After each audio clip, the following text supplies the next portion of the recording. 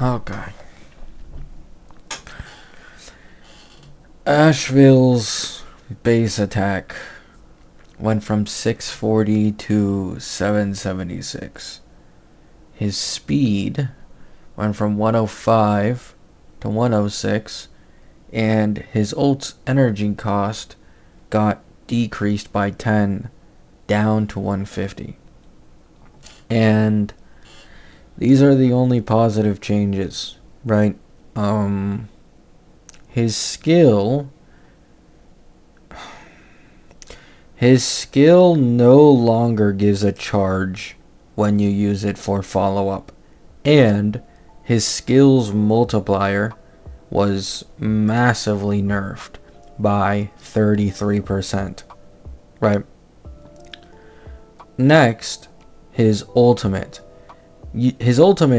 charge-wise got buffed, where now it gives 3 instead of 2, but the ultimate's multiplier was nerfed by 20%, and the follow-up multiplier was nerfed by 60 to 70%. And now, instead of being able to hold up to like 5 charge, it caps out at 3. So not only has he received all of these massive multiplier nerfs, but he caps his charge at 3 and can only gain charge through ultimate, right? Now, he does gain, I believe, a little more energy when allies on the team follow up on bait, and he then follow ups himself, right, from attacking the person with bait.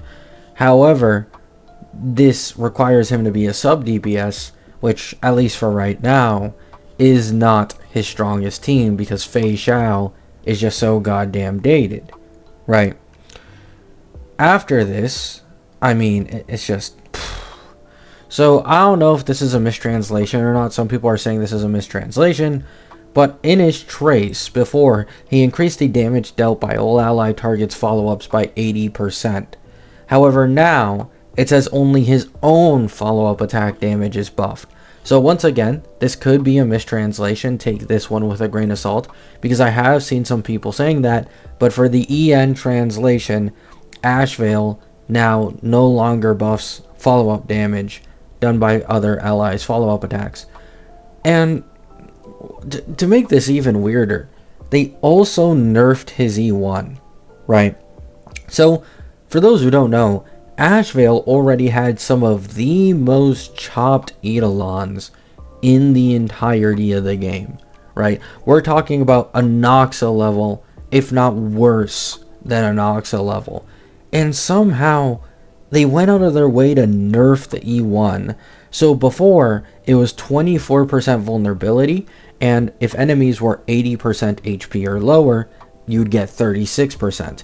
Now, they've nerfed the requirement for the 36% vulnerability to 50% HP or lower, meaning it's 50-50 whether or not you're getting 24% vuln or 36%, right? So yeah, he got his Eidolons nerfed, he got his charge stacking ability nerfed, he got his multipliers completely butchered. I mean, this is just depressing, right? Now, here's the thing. I'm not a blind doomer. I do understand, I think the, route Hoyo is trying to go with not wanting Evernight in Anoxa situations anymore. However, this is easily the most significant nerf that has happened in the history of this game, right? Like, there has never been a nerf this large. And even though he can still clear endgame content in main DPS, anybody telling you he can't is lying, right? The problem is, once again, he doesn't have any main DPS that can compete or be better than him in hypercarry, meaning it's not worth it running him a sub DPS, at least for now and for a good while likely.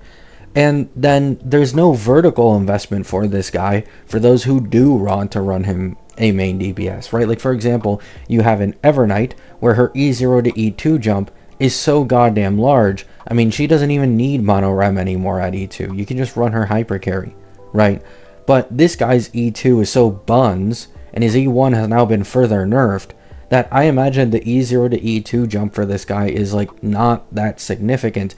In fact, it's probably lower than all of the actual dedicated main DPSs from version 3, which is just depressing for a version 4 character, right?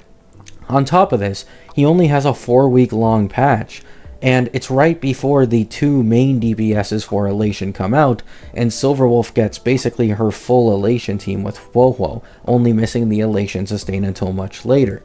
What is going through their minds, right? Keep in mind, I would have understood a bit of a nerf, right? Like Anoxa levels. Anoxa got nerfed by what, like nearly 20% back then. Like that would have at least made a little sense. He was decently strong, and it was with generalist supports, no dedicated supports, right? But this is just unprecedented levels of nerfing.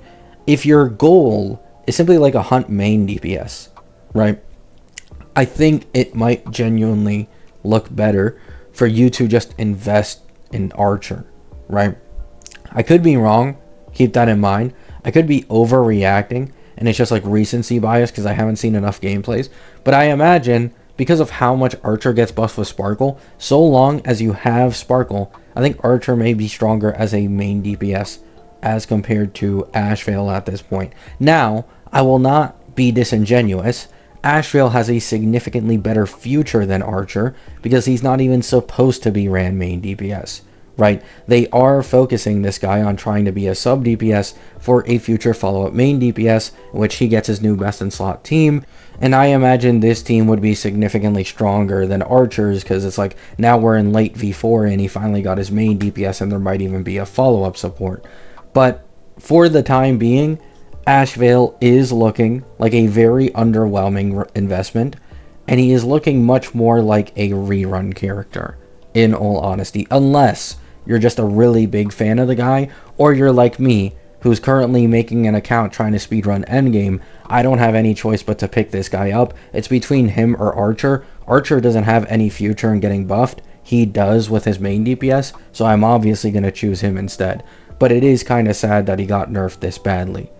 Hope you have a great day. Hope you have a great night. Peace out. Don't mind me. Realized I was only 10 seconds off of hitting the 8-minute mark, so you know, I want to make an extra $1 and buy myself some breakfast. Okay, peace out.